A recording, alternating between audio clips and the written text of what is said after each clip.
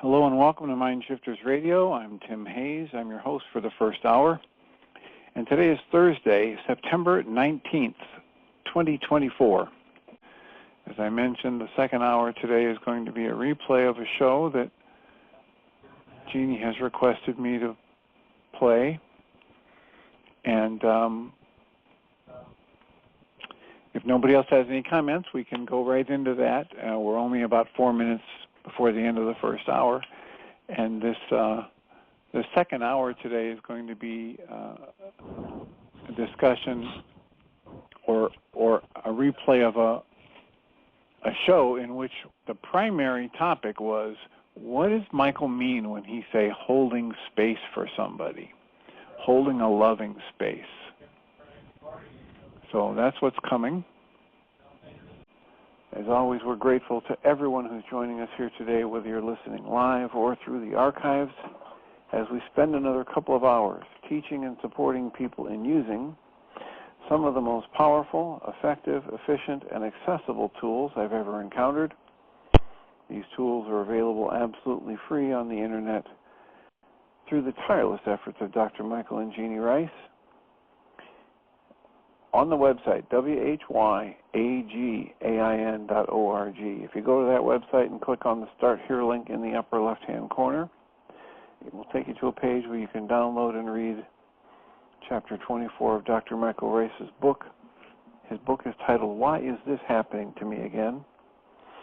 That chapter of the book contains a narrative description of the primary tool in this work. That tool is called the Reality Management Worksheet, sometimes called the Reality Management Wake-Up Sheet. And it's a tool I've been using to great effect for 18 years now to improve the quality of my life and of most of my relationships, and to turn any negative emotional experience I have into an effective part of the infallible guidance system that each and every one of us has been given. You can also download the actual worksheet process itself. It's free. It's a simple PDF file. Click the link, download it, print it out, copy it as often as you'd like, and use it over and over again, absolutely free. You can also go to your app store and type in the 3 words, Heartland Aramaic Forgiveness. And if you choose to do that before you're done typing the word forgiveness, you'll see the glowing heart icon. If you choose to click on it, it will let you download a completely free and private app that contains the Reality Management Worksheet, an abbreviated version of that worksheet process, and a copy of the Dragon Klingon game, which is a wonderful way to introduce these tools to even younger audiences. You can also download a whole host of audio files of shows just like this one where people have been stepped through that worksheet process, and if you choose to listen to those repeatedly, they can serve as a tutorial for you to help you get the most out of the tool.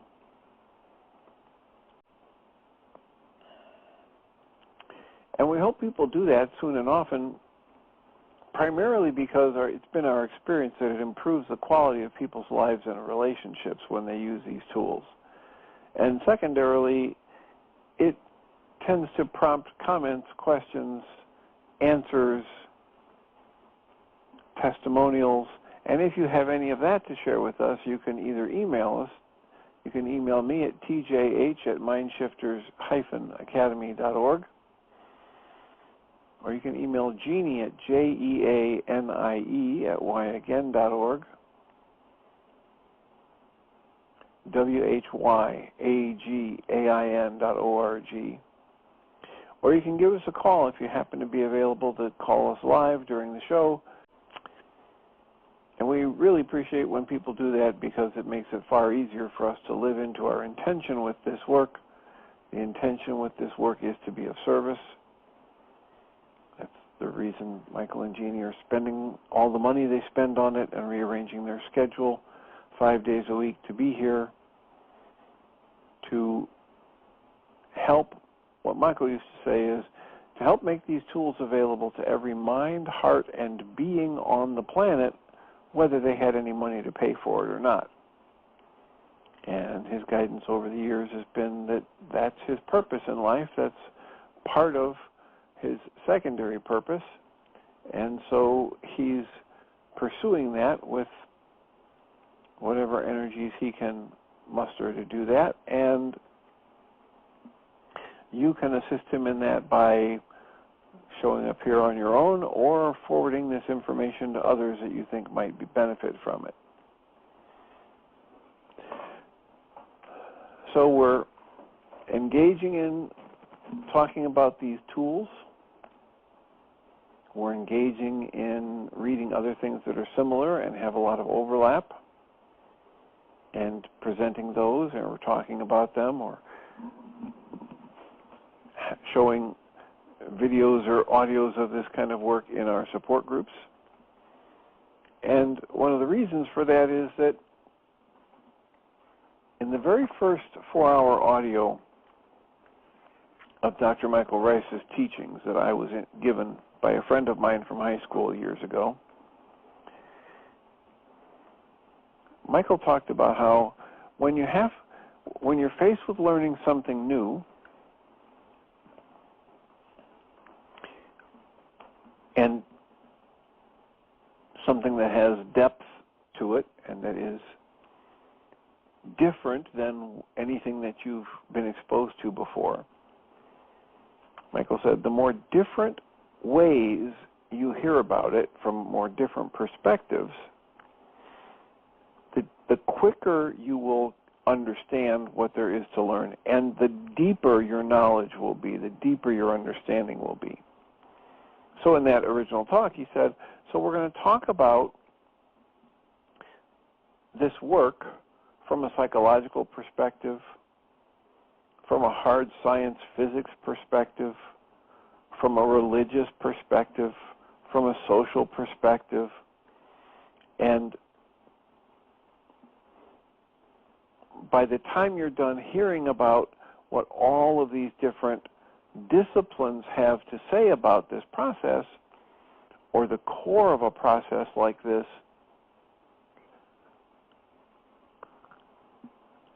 you'll understand more quickly, and at a deeper level. And I've found that to be true myself, and I've taken it to heart, which is why we present stories that Guy Finley might tell, or things we learned from The Way of Mastery, or things that we learned from the teachings of somebody like Dale Allen Hoffman, or the work of Diedrich Wolsack with his 6-step forgiveness process, or Byron Katie's work with her The Work, which is questioning every negative thought we have because she's observed for herself that she only suffers when she believes her negative thoughts.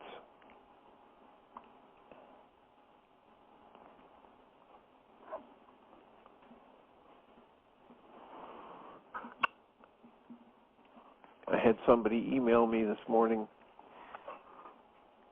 asking for some clarification. So here's a person who, when she first got introduced to this work, she hadn't heard of the term holding space for someone. And she says, if you could expand on the meaning of holding space for self and others along with tools.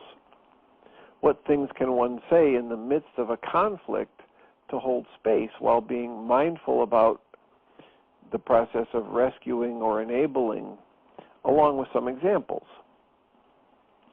She says that she chanced upon one of Matt Kahn's talks or little classes. I think she said it's on the Sounds True website. And the title of his offering was All for Love, the Transformative Power of Holding Space. And you can find it at mattkahn.org, K-A-H-N, all one word, M-A-T-T-K-A-H-N.org. And what she's listened to so far says there appear to be connections to the work we do here. Well, so if you've never heard a phrase like holding space before, or being the space of love before, again, they're just words. And one of the things we teach in this work is that it is directly observable that the words have no meaning in and of themselves until a human being has information stored in his or her memory banks for that word. And over time, we enrich, expand, or contract the meaning we give to various words, which is, just fundamentally, the word itself has no meaning unless there's a human mind that's attributed meaning to it. So quite literally, every language, all the words that we use, they've been made up by other human beings. And when they're made up by human beings, they attribute certain meanings or sequences of behavior with that word. One of the examples that has stuck with me over the years is there's an auditorium full of people, and it's one of those tiered auditoriums so that the chairs are stacked in an escalating, rising way, going up, and so as you look down at the podium on the stage, there's a lecturer giving a lecture, and all of a sudden, from stage left, a person runs out and starts yelling excitedly in a language, let's say this is happening here in America, in Russian. And there's nobody in the auditorium that understands Russian. But the person is gesturing wildly and getting more and more agitated until she runs off and then drags back a person who is her translator and keeps saying the same thing. And the translator says, "There's a fire in the building." Instantly, everybody leaves. But the person was saying words that to her meant there's a fire in the building, but the people in the audience had no content in their brain, no meaning in their brain for the words she was saying. They certainly had meaning in their brain for the event of fire burning the building, but the words have no meaning. The content of the brain, memory, life experience of the person who hears the word or receives the vibration of the word, that's what carries the meaning. Sometimes people come from families where there's a lot of good-natured joking and teasing, and it's very loving and respectful, and so when somebody laughs around one of those people who comes from a family where there's a lot of love and good-natured laughter, and then the response of the person who hears the laughter when they come from a very loving, good-natured family is they feel lighthearted. They enjoy the laughter. And there are other families where they're very edgy, they're very angry, they're very sarcastic, they're very cutting, and the laughter is always laughing at someone. It's always an insult. It's always, if somebody takes a fall, then they're laughed at and ridiculed. So when that person hears laughter, they get tight and tense and defensive. So the laughter doesn't carry the meaning. The laughter is just a vibration of sound that resonates the meaning that's already in the mind of the person who hears that vibration. So, what does it mean to hold space for somebody? It means different things for different people. What does it mean to hold the space of love for somebody? It means different things to different people. As they have been introduced to it over time, by, the layers of meaning are loaded in from the content of the word and the words that are said around it, and also the emotional attachment, strong positive, neutral, or strong negative, that the individual has for the person who's trying to tell them what it means. So I've had a number of people in my life who are, they're very liberal in their thought process, and they're very open to energy work and things that aren't able to be measured so clearly by scientific instruments. But they might, have a lovely emotional experience, and they like the kinds of people that go to those events where they're doing love exchanges or they're doing sending energy healing work. But I've also had a lot of people who they turn up their noses at that. And they say, there's nothing to this. This is quackery. And if it's not hard science provable with some kind of a device that I can measure it on, then it doesn't really exist. And so if somebody from either of those two schools comes to me and starts telling me about holding the space for somebody, and it's not based in what our scientific instruments can measure, it's about intention or about emotions, then the one person's going to receive it far more willingly and with a positive set of tunings and flavors to it, and the other person is going to receive it very judgmentally and negatively, or push it away altogether, or write it off as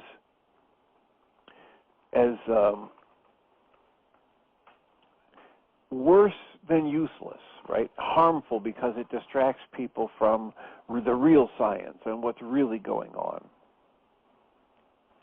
So what makes the most sense to me is people like Pierre Pradervan, when he talks about going into yourself, turning the focus of your attention into your heart space, into the space within you, wherever it's located, where you feel emotions strongly. And hopefully you'll tune into feeling positive emotions strongly. And the way you do that is you bring up memories. You bring up thoughts that are specifically tied to certain memories that had a positive emotional feeling to them. And you practice strengthening that energy, that emotional energy state within you, by concentrating on the thoughts part of or associated with the memories of the physical, visceral experience of this loving, safe, calm, happy, joyful. These are various words that just have different meanings for people too. But those kinds of things, those kinds of energy vibrations. And so he talks about blessing and doing a blessing from that space, going within yourself and generating that loving energy feeling within your energy field, within the body that we call, the energy field that we call the body, and generating that loving energy, and then holding an image of the person, regardless of what kind of behavior they're exhibiting, holding an image of them in their highest and best, and sending the energy of that image, visualizing them in their highest and best, sending it through that loving energy, the deepest, most viscerally felt loving, safe, positive energy you can. That is a really good example of holding space for somebody. So for me, over the years, as I've worked with this, it makes a lot of sense for me to say, I'm holding space, holding the space of love for someone, or holding space for them, when I refuse to buy into any negativity that they may be demonstrating or blaming me of, and I visualize and feel as loving, as calm, as safe, as joyful energy as I can within me, and I project that into my image of this person. Whether you want to call it sending them a blessing of that, or holding the space for that, or whether you want to call it this ancient Aramaic process of humility, which is defined as the ability to see the highest and best in another person, and then choose to cooperate only with that. Yes, they might be raging at somebody. Yes, they might be crying and overwhelmed with depression. Yes, they might be running around in an anxiety or panic attack. And yet, within that person, there is the potential to be so much more. There is the potential to be the extension of the energy of creation in form. There is the potential to be loving and respectful and patient and kind. And so, holding the space for that person, one way to talk about holding the space for that person is for me to identify the highest and best in them, and then just send my mental, emotional energy out toward them from that highest and best place, because the highest and best place in me is the same as the highest and best place in them, and send loving thoughts and energies to them from that space of energy, of vibration, of emotion.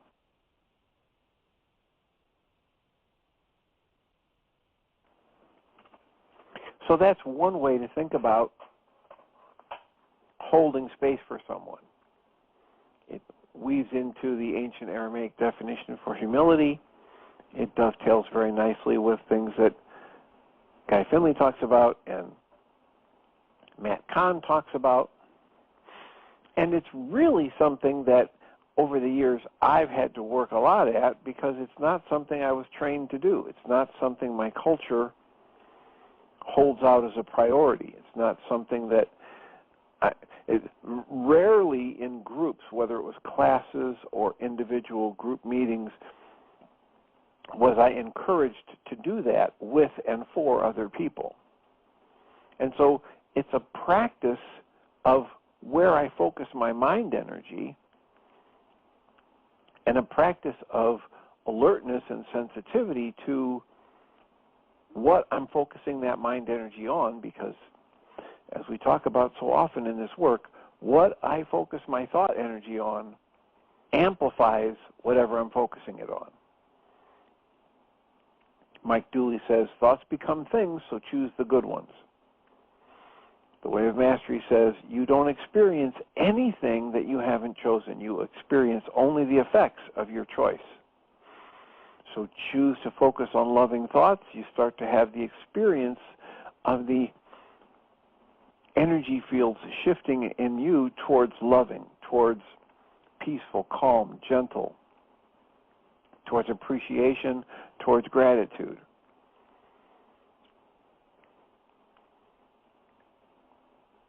Now, the email asks, so,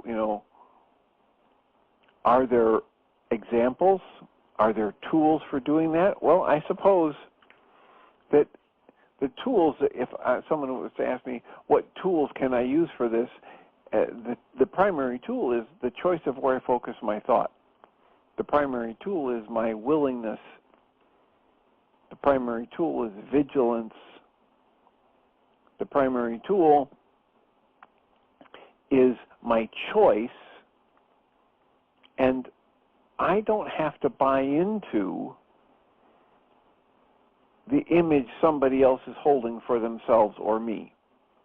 So someone can come at me and say that I am rude and I'm angry and I'm impatient, and I don't have to buy into that. Someone can come at me and demonstrate the behaviors that I think are in alignment with being rude and being impatient and being angry and being hurtful. But I don't have to buy into that that's their true essence. I can understand that anybody who's putting out those behaviors that would be in alignment with these negative emotional states or judgments that I've been conditioned to make, that's not their true nature. I can choose to focus on a higher, more integrated nature for consciousness and understand that every human being has consciousness, and I can choose to pour my mental, emotional energy into cooperating with the highest and best in the other person.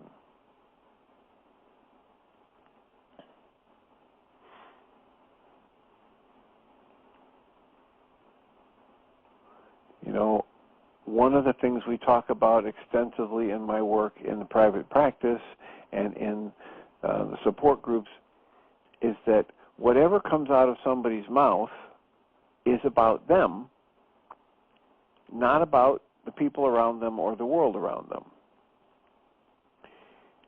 And it's not possible for me to be in peace, in contentment, in gratitude, in appreciation, in affection, in its state of patience and comfort, and then have angry, hurtful, insulting words come out of my mouth. It's not possible because they're not in me. If I'm sitting here feeling gratitude and appreciation and comfort and patience and respect, then that's all that can come out of me. So anytime I hear or see a raised tone, a tightness, a tension, a yelling, a swearing, a name-calling, an insult come out of a person, I can instantly know that there's pain, fear, or sadness in that person. And it is such that they either choose not to deal with it within themselves, or they don't have the capacity to deal with it within themselves. One of the ways the Way of Mastery talked about it to us in an earlier lesson was, I can choose to understand that anybody who does me wrong, steals my stereo, breaks into my apartment, steals something, calls me a bad name or whatever, is another being of brilliance and light, another soul on the journey with me, and they simply haven't yet discovered, or they've temporarily forgotten, their ability to get whatever they need out of life without hurting anybody else. And if I understand that, if I breathe into it, if I observe directly what is directly observable, then I instantly change the energy that I am offering the moment and them in the moment and the situation.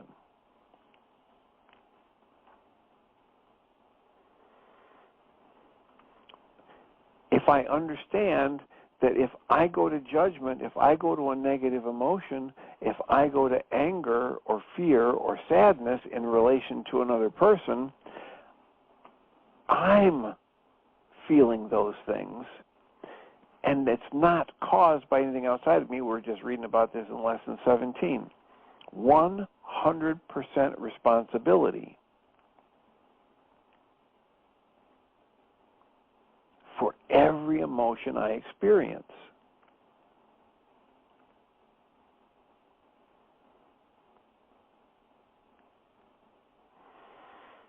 In Lesson 3, where the Way of Mastery is talking about the word of forgiveness.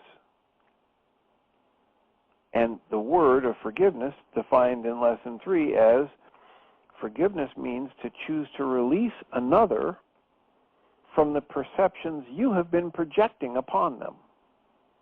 It is, therefore, an act of dismantling one's false projections. Now, I'm paraphrasing it a bit because I'm just distilling out the essence of this teaching. So, every time I choose to see somebody as bad or wrong,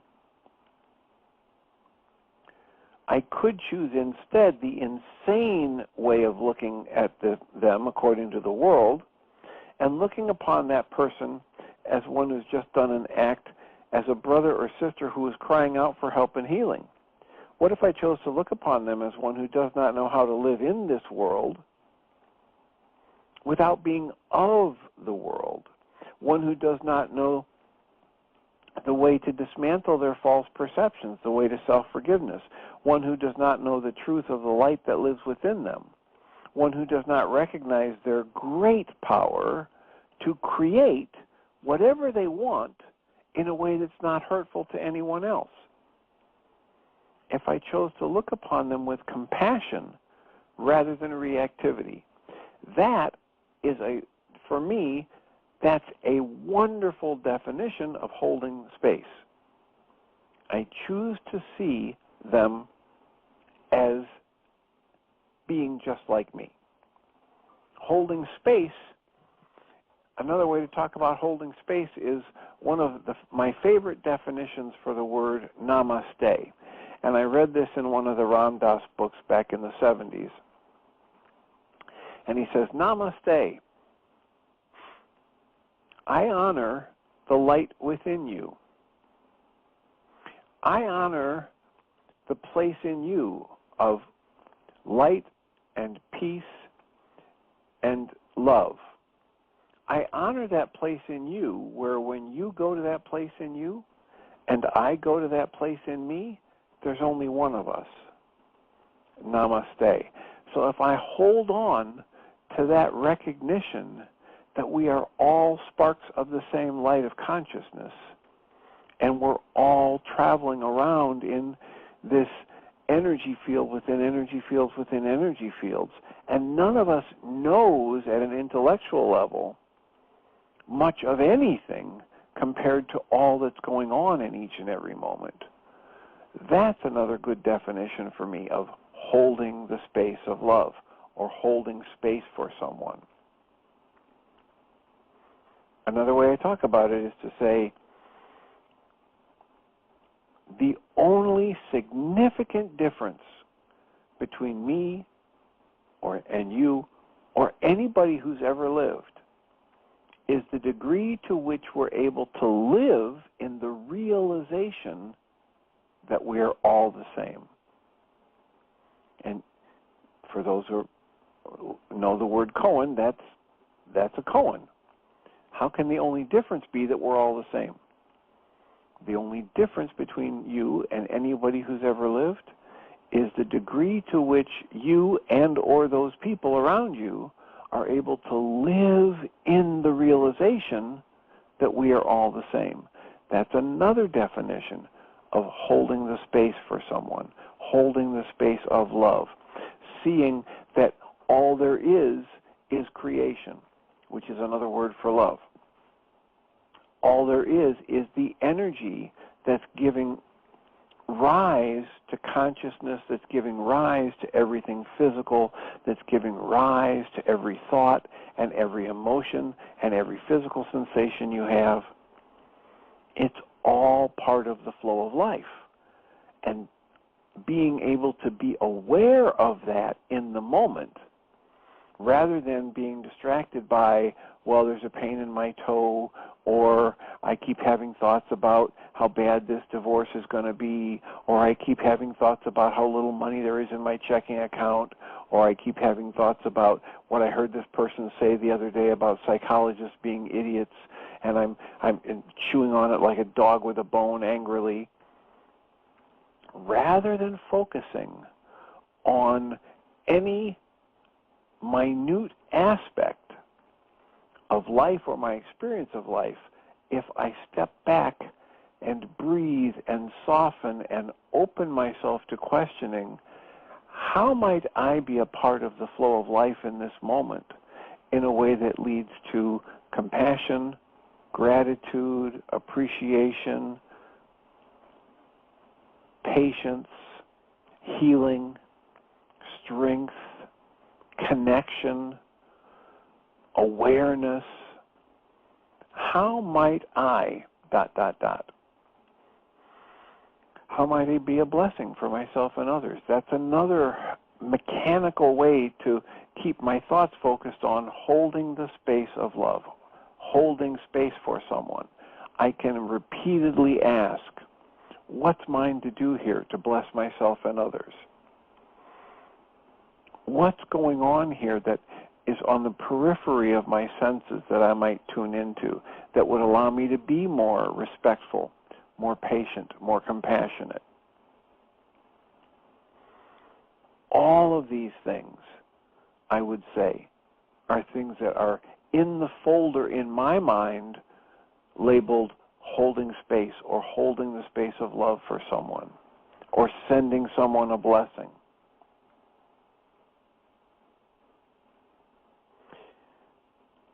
So this is all from an email that I received asking for clarifying, my thoughts about the phrase and the meaning holding space for self and others, and what are tools and what are examples. And one of the most powerful examples was I had a gentleman in my office, and he was a very concrete thinking person. He was a mechanical engineer, and he worked on boiler systems and electrical and water systems in a building complex, jack of all trades kind of things. He had been a Marine when he was younger, so he had a lot of physical training. He was very strong physically, a very, very opinionated individual, a very strong presence. And he had a situation in his family where their emotions would run high and people would get angry, but there was also a lot of affection for each other. There was a lot of I would do anything for my family kind of energy in this family. And yet he had this daughter in her 20s who was having some rage issues. And one night there was a rage event. And he described it as he gets up very early for work, 3:30, 4 o'clock in the morning. And so he went to bed at 9 o'clock and he was sound asleep. And all of a sudden there's this raging 20-something at his door, beating on his bedroom door. And he knows enough to lock his door when he goes to sleep at night because this kind of thing can happen. Well, this particular night, she wouldn't go away, and he kept saying, "We'll deal with it in the morning, whatever." And she was something in the kitchen she couldn't find. And so he gets out of bed, angrily throws the door open, pushes past her, goes into the kitchen, finds the thing that she said she couldn't find, throws it on the counter, and says, "There." Now, unbeknownst to him, she was charging after him because she didn't like that he had pushed her out of the way to get out of his bedroom. And so they go tumbling into the pantry, and somebody gets bruised and somebody gets scratched, and then she decides to call the police. Now, he, as the father, understands that his daughter has these emotional issues and says, she would never do well if she got arrested, and it would just escalate things and she'd fall apart mentally. So he takes the fall for her and he goes to jail. And then he, comes to therapy to say, okay, I need to change something because clearly things aren't going well in the house. And I talked to him about a lot of stuff that we've just talked about in this last 40 minutes, about how everything that comes out of my mouth is about me.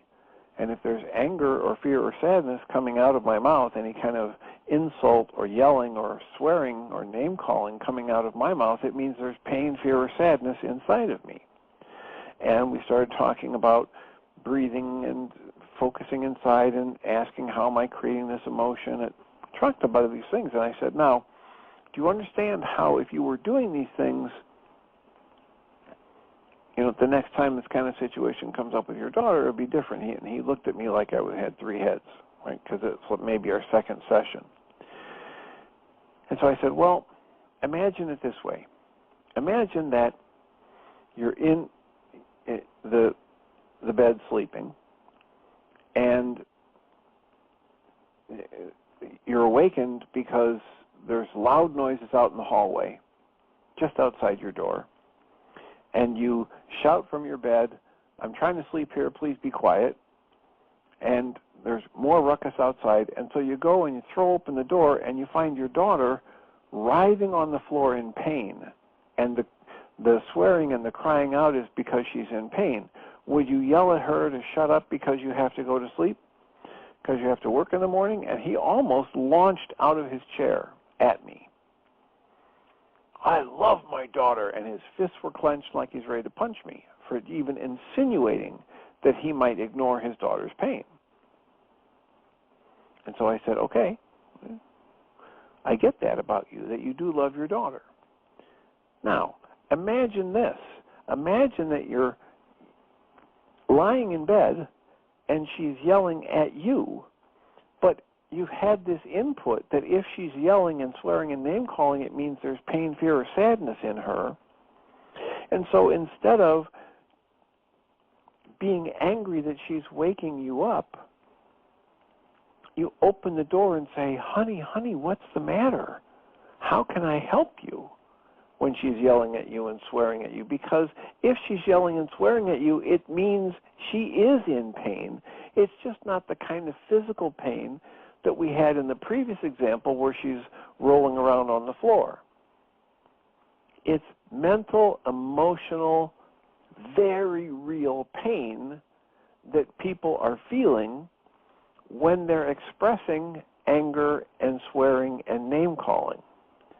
And for any of us who are trained to pay attention to that, especially for those of us who are dealing with people that we have great affection for and or feel responsible for, it becomes much, much easier to shift the lens, right, to see the highest and best in them, to see them as being exactly like me and probably in pain or fear or confusion or sadness, and then it changes my energetic experience and it easily changes what I say and do, gives it an entirely different flavor. And if you think about this as, here's the stew, the interaction between me and another person is like a stew. It's got all these various ingredients in it. It's not just two ships passing in the night. We exchange volumes of information with each other all the time before we ever open our mouths. There are energetic impressions. There are energy fields. There are vibrations. There are histories and intention.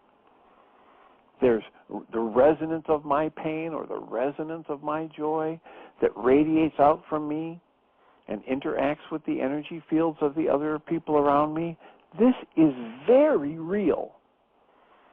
And so I can shift what I'm adding to that stew when I step back and realize, oh, there's a tightness or a tension in me. That means I must have a pain or a fear or sadness in me that I'm not aware of. Let me ask, how am I creating that? Rather than blaming it on the people or things outside of me, even if that someone is standing right in front of me yelling at me. And I focus on the energies that I'm experiencing, therefore the ones I'm creating, they're the same thing, and I shift them to a more calm, respectful, cherishing or gratitude-based energy, appreciation-based energy, and then I speak or act or send emotional energy to the other person from that space.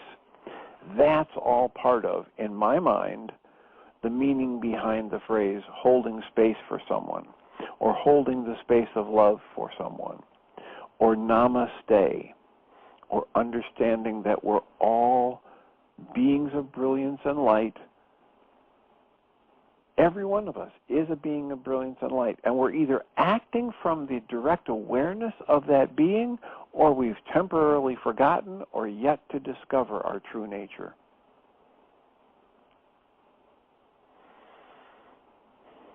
So, I thank you, author of this email, for sparking that monologue, and we've got about 15 minutes left, so I will throw it open for comments or questions. 563-999-3581. What does it mean to you? Have you been exposed to the phrase holding the space of love, holding space for someone? Do you have a different meaning for it? Are there tools, specific tools you use? I meant to add earlier that I will frequently add knowledge of the acupuncture meridians and finger rubbing or wrist rubbing or squeezing to stimulate my energy flow so that I don't build up energy related to negative thoughts and the emotions they generate. So I'm thinking in terms of letting this energy flow through me, and the EFT tapping or the shortcut of finger rubbing and breath work, doing the breathing that has me extend my exhale for 10 seconds or more, that sends that irrefutable message to my physical body that I'm not in danger. I don't need to respond with adrenaline and rapid heart rate and increased blood pressure and increased rapid shallow respiration to oxygenate the blood to get ready for a fight or to get ready to run. So those are other things I would add as tools: the breath and the rubbing the ends of my fingers or the massaging my fingers and or gently squeezing the wrist pulse points as tools that help me move into that space of calm and generate those more respectful, gratitude-based, appreciation-based positive energies and thoughts, and then extend them to the other person. So 563-999-3581. What are your thoughts about holding the space,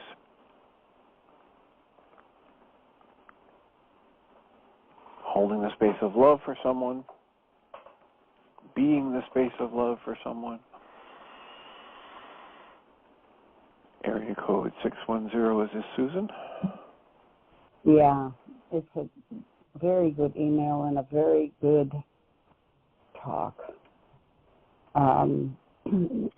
My son came up the other day to help me keep that kind of loving space with our grandson Jacob before he finally was sent away to a rehab place. And either we didn't do it well enough or something.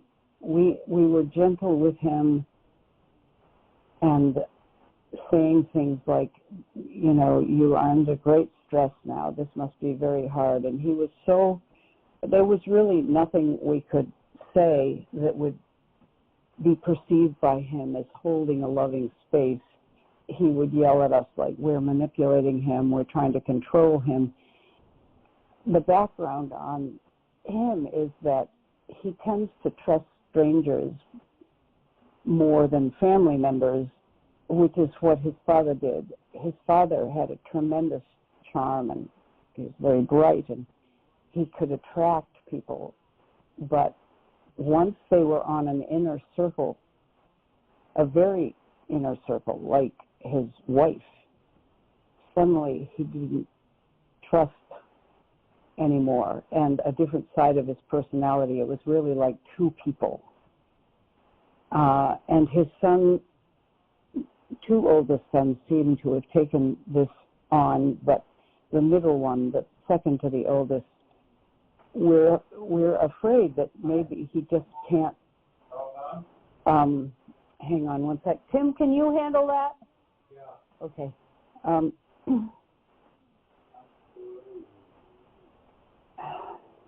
We ended up having to call the police. You're afraid that maybe he can't what? You were saying you're afraid that he can't what? He can't get well. I know that's a very negative thought. And I'm hoping that the rehab people who are strangers, he may be listening to them. But I'm afraid that when he comes back, we will be the inner circle bad guys who have nothing but bad motives toward him. And I'm telling you about some fears that may not even be real, but we ended up having to call the police because he got so belligerent. He was trying to beat down the door, and we were afraid to have him in the house overnight. We thought he might hurt us, and we never got ugly with him at all. But we had to do these things, and I know you would say that's fine. You have to do that sometimes. But holding the space of love is the only and best way even to approach something like this. But sometimes it doesn't seem to have an immediate good effect. And perhaps we weren't holding it purely enough. I felt attacked, and I was having to do breathing, and I kept pretty quiet. My son took over. He was very gentle, but then Jacob began attacking him and saying that he was an abuser and he had evil plans for him, and we had nothing but ill will toward him. And it was really an experience with a very mentally ill, I hope it's temporary, person.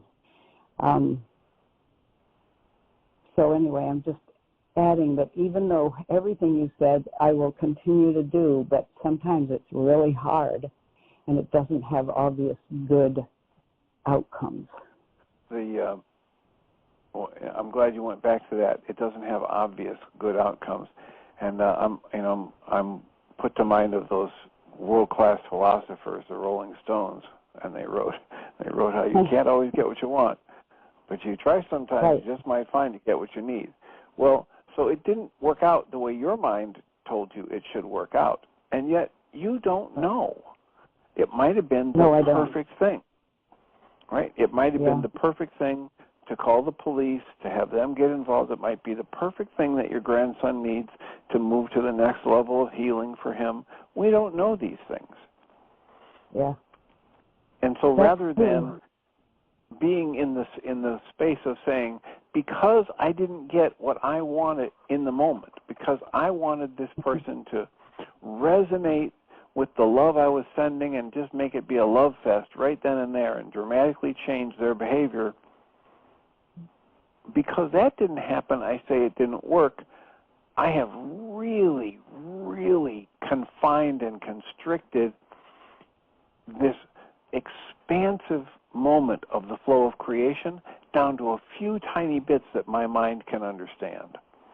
But the flow of creation, it doesn't get confined. We just cause pain and contraction and fear and upset within ourselves because we try to make it conform. But, imagine standing in the middle of the Mississippi River and thinking you're going to say a few words and it's going to reverse course. It doesn't work that way. It's okay that it doesn't work that way. There's this flow of life going on. There's this history that your grandson has had with his dad and his mom and all the various people that he's interacted with through his whole life. All of that was coming together in this moment, and you're not responsible for any of that. You're just responsible for what you do with it. And if you stand there and stay loving and stay calm and stay gentle and respectful, and at times, calling the police is the most respectful thing to do. It's a way to try and keep people safe. It's a way to try and keep them from doing damage to themselves and others. And so I'm not saying this, it's all got to be a love fest where we just sit around with flowers in our hair, right? The Cowsills song, flowers in our hair, flowers everywhere. Yeah. I'm not saying that. I'm saying your responsibility in that moment is related to what you feel, think, say, and do, how you're using your mind energy. And if you stayed gentle and respectful and you held limits that excluded continual abuse to you and others, that's one of the most loving things you can do. And then when you look at that and you say, I did this and it didn't work, you've got this myopic view, this tiny slice. How do you know it didn't work? It didn't work. I didn't get the exact result I wanted, but there's a result. Yeah. Like the other thing we said in a call a few weeks ago where you said, and all I could do was this, as though it was some little thing, right? Sending loving energy, sending blessings to people is a massively powerful thing to do. It's not this tiny little thing. It's not like, there's nothing I could do but this. Yeah, that's a lot. That is one of the most beneficial things anyone can do for anyone, themselves or anyone else. Go into the source energy, which is one of the ways you tap into it is with your mind energy, your conscious logical thought process. Shift it over to something loving, respectful, strengthen it, pour the force of your will into it, and gently, respectfully extend that to yourself and others. That is one of the most powerful things you will ever do. Mm. And just because the unfolding of events doesn't map out according to the way you would like it to, it doesn't mean it didn't work or something went wrong. You know, I'm telling you this from I'm telling you this from direct life experience. I've had people in my family. I've had a cousin who was decidedly younger than me, so much younger that growing up he would call me Uncle Tim, but we were technically just first cousins, and he ended up getting into legal problems that ended him in jail and then eventually prison. And if you met him today, you wouldn't say to yourself, "Oh my God, this is such a loser." Right? He has his own business. He makes lots of money. He has an incredibly driven work ethic. Some would say he's a workaholic, but what does he do? He does nice things for friends and family on a regular basis. He goes out of his way to maintain family connections. How do we know that, if he hadn't ended up getting in trouble and going to prison, that he'd be anywhere near as nice today as he is? We don't know that. Mm. My own son decided to say he didn't have to follow any rules and ended up having jail time at one time. We've talked about that. And today, you'd be hard-pressed to find a more respectful, fun, intelligent, caring person than my son. That's wonderful. Does that mean he had to have that to get there? I don't know, but I do know that event, those series of events, didn't ruin his life. And I could have created a lot more consternation and upset and or been motivated to do things that weren't very good for me or anybody else if I'd gone into the deep, dark, "Oh, woe is me, I can't believe he's doing this, I was a horrible father, everything's lost." If I'd gone into those thoughts, it would not have helped anything. I can tell you that for sure. Mm. So, choose the loving thoughts. Choose to see everybody as being on their own path. Choose to understand the power of holding the space or being loving for someone, sending that loving energy out, regardless of what they throw back to you, and watch what happens. We ask people, don't trust this, don't just believe this, be in the observing state, be in the questioning state. See if it works as well for you as it has for so many of these teachers of the great spiritual truths. And then you're living in the moment, you're living from direct observation, and you don't need to be validated from the outside.